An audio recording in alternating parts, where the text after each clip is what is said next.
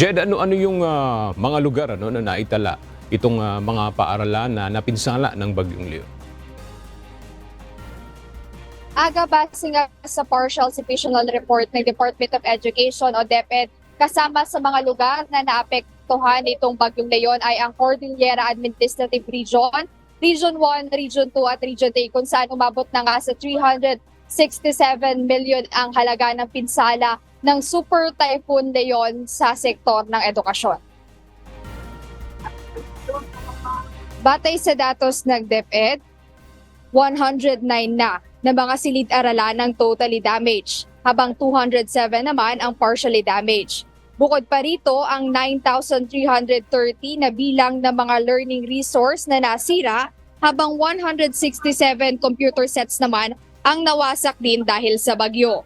Umabot na rin sa 4 na milyong mag-aaral ang naapektuhan ng Bagyong Leon. Hindi pa kasama rito ang teaching and non-teaching personnel na higit 100,000 na apektado rin. Ang bilang ng mga apektadong paaralan ay inaasahang madaragdagan pa habang nangangalap ng datos ang DepEd hinggil sa lawak ng pinsala ng nagdaang bagyo.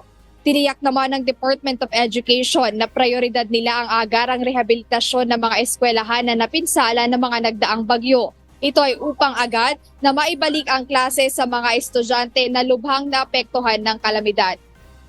Aga, dagdag na rin dito yung sinabi ni Education Secretary Sani Angara nitong nagdaang Bagyong Christine na meron ng comprehensive learning recovery plan ang DepEd upang mabawasan nga o maiwasan na yung learning loss sa mga mag-aaral dahil na rin sa sunod-sunod na suspension ng klase at kasama rin sa prioridad nila ay yung pag-ayos ng mga nasirang equipment sa paaralan gaya nga ng mga nasilang libro or computer sets para rin makatulong na makarecover ang mga paaralan at ang mga estudyante dahil sa nagdaang bagyo. Ayan muna ang update sa sektor ng edukasyon. Balik sa iyo, Aga.